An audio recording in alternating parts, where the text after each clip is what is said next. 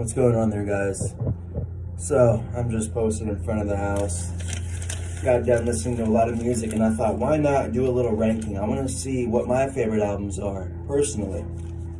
And after doing a little bit of list ranking, and a lot of writing down, and a lot of scribbling, I know where we're at now.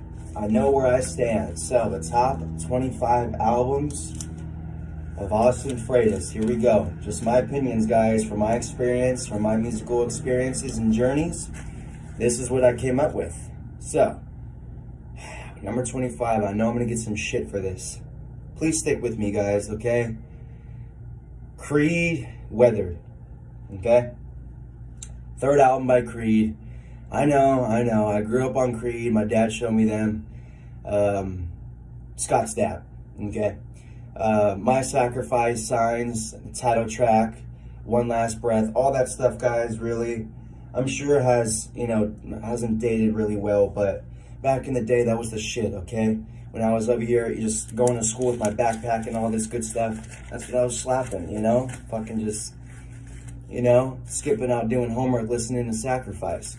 All right, 24, Marilyn Manson, Heaven Upside Down, okay? Are you guys happy? Is that better? Is that better? So, 24, Heaven Upside Down, Marilyn Manson.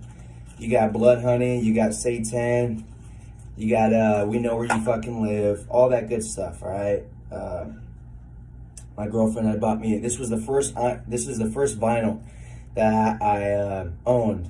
My girlfriend had bought me it for a birthday gift, and now I own my Marilyn Manson vinyls. 24, Marilyn Manson. 23, Marilyn Manson again, with Mechanical Animals. When I first heard this album, I was kind of like, what the hell is Marilyn Manson doing? Like, I don't really remember this era, just the glam rock, just the whole glitter rock, slow-tempoed stuff. So yeah, you got Posthuman, The Day the World Went Away, Dope Show, all that stuff. So, definitely worth checking out. I just don't think it's his best. Manson again, Golden Age of Grotesque, 2003. Just a step better than Mechanical Animals, not by much. I just enjoyed a little more the hardness of this album, just the darkness with This Is the New Shit, Vaudeville, Saint, all just explicit stuff that Manson does well. I like Manson when he gets real dirty and explicit. Here we go again. Well, not again, actually. This is something new. Disturbed, Believe, second album. You got Prayer, Liberate, Darkness. Starts off really pumped up, but then ends off really slow with Darkness. I love this album. I got COVID when I first came across this album, so kind of holds a certain spot for me. I was listening to a lot to it when I was fucking dry heaving, throwing up, feeling like I'm about to die. So yeah, there's that one. So we're gonna go with 19 with Alice in Chains is Dirt. Okay. So, I came across Alice a little late. One of my homies put me on them and stuff with Man in the Box. I choose Alice in Chains over Nirvana. I really do. Put some thinking into that, and that's where I stand. So yeah, you got Junkhead, Wood, Rooster, dark shit. It really is a dark album, really just dirty, grungy. And if you like grunginess, like Nirvana stuff, definitely check out Dirt. So, with 18 is going to be Hybrid Theory, Linkin Park. One of the first albums I've ever checked out in my life. My dad put me on Creed, Linkin Park, all that stuff. So, Paper Cut, One Step Closer, By Myself, With You, all that stuff holds a spot with me, Chester Bennington, rest in peace. Mike Shinoda, hope you're doing good. Linkin Park forever lives on. All right, so we got 17 with Perfect Circles, Eat the Elephant. So that includes The Doomed, Hourglass, Contrarian. This is, I think, like 2018, and real diversity on this album, guys. So much theme, power, emotion. Maynard definitely stands out on this shit. He fucking kills it on that. 16, Marilyn Manson, Antichrist Superstar. Dry, Tied, and Dead to the World, Beautiful People, Kinderfeld. Manson's darkest album by far. If you want to hear Manson getting his craziest and his most fucking wildest and Twiggy bringing his craziest. Everything is just chaotic on this album. Fucking insane. All right, 15 is going to be Ultra by Depeche Mode. Their comeback, baby. I'm a big Depeche Mode fan.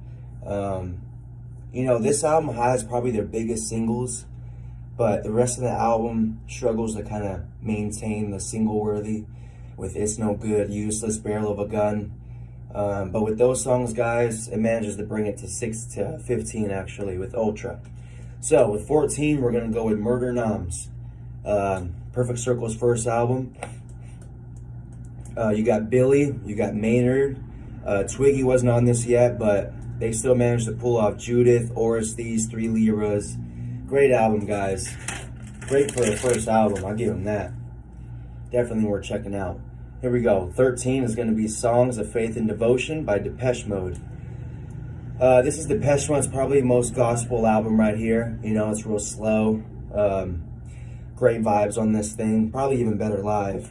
In Your Room, Rush, Mercy in You, all that shit. Check that one out. 13, Portrait of an American Family, Marilyn Manson. Dope Hat, Cake and Sodomy, Lunchbox. These are video worthy right here, so if you guys like music videos and want to check out visuals and stuff, check out Marilyn Manson's, well, pretty much all his music videos, because they're all really entertaining and fucking really bizarre.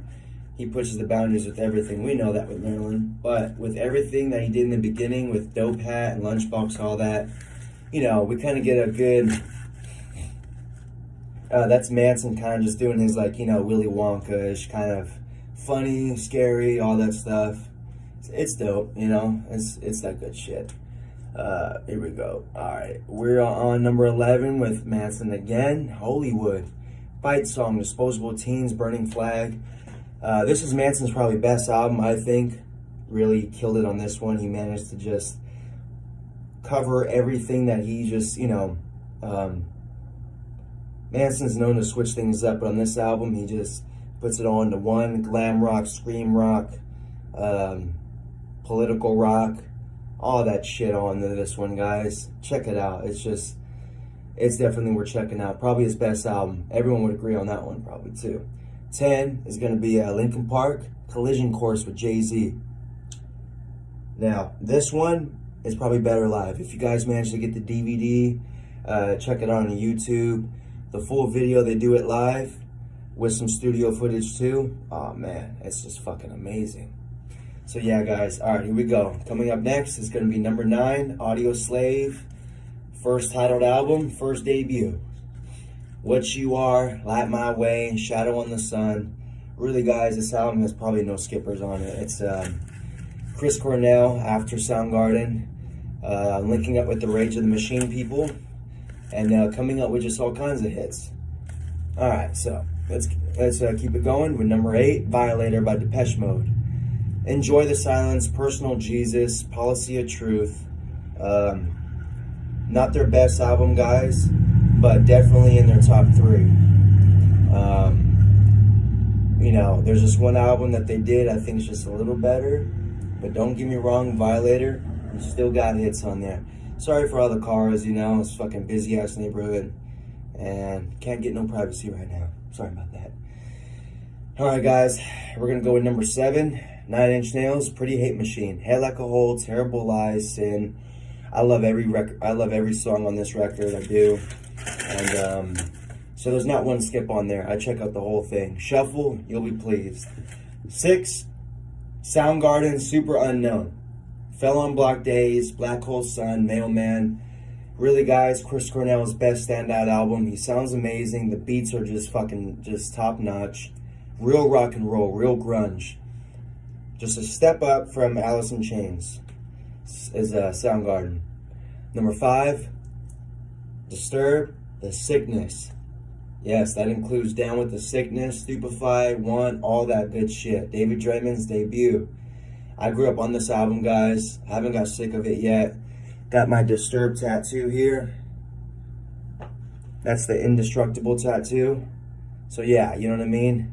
Got this shit marked on me. Alright, number 4 is going to be 9 Inch Nails with Teeth. Every Day is Exactly the Same. The line begins to blur. The title track with Teeth. This is Trent Reznor's comeback of sobriety. You know, after doing a couple albums of drugs, he came out with this one, sober, and it's still fucking top notch. Nothing wrong with it. All great songs, great vibes, lots of switch ups, lots of energy. Workout album, pretty much.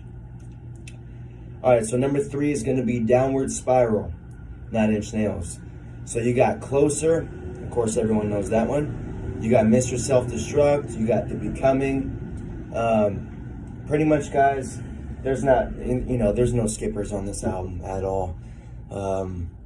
This is Trent Reznor's, I think, fucking bottom of the barrel.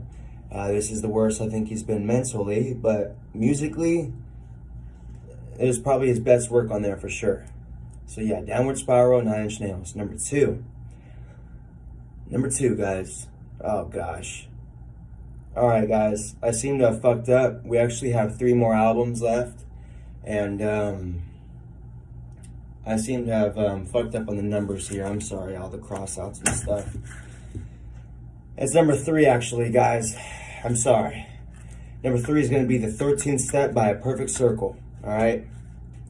I came across this album, and what I can say from it is that it's for sure going to be in my top 5. By how much I'm enjoying it and how much just I come back to it and just everything that just hits a spot for me, this thing definitely is going to be sticking with me, guys, in my top 5. Number 3, 13th Step. The package, the Noose, Blue, Outsider, everything top notch. Perfect Circle.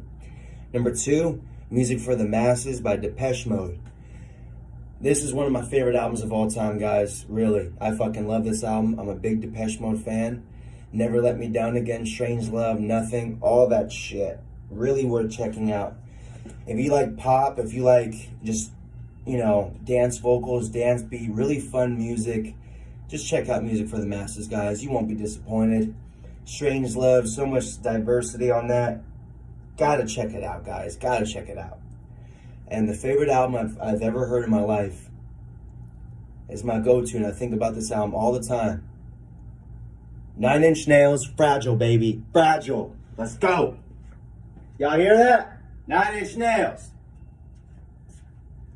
So yeah, guys, Fragile, 2000. If you haven't heard this album, guys, check this shit out. There is at least 22 songs on here that are just really vibe-worthy, totally worth checking out. Just headphone music puts you in your vibe. If you want to have a good time and go on a musical journey, everybody out there that loves to be listening to music and just go in that zone and block out the world, check out 9 Inch Nails, The Fragile. I haven't heard any album that does that best. That album right there puts me in a state of mind like no other. I love 9 Inch Nails. I'm glad they made that album. I'm glad I own it, and I'm glad I'm sharing it with the folks. All right, guys. That's my 25, or should I say 26. Got a little lost in the middle there. But yeah, guys. First ranking down, top 25 albums. If you guys want me to do top 25 movies, top 25 horror movies, top 25 songs, top 25 bands, anything like that, guys, let me know. Just be sure to subscribe, comment, like below. Let me know you guys are supporting me as if I support you. Let me know what you want me to do next. Let me know any good ideas that I'm missing out on. More albums, 9 Inch Nail fans, Depeche Mode fans, Perfect Circle, Tool, any of that good stuff, guys. Just let me know. Just comment what you want, and more stuff to come soon, guys. Thank you for watching and sticking with me. Hope you agreed, and share what you think.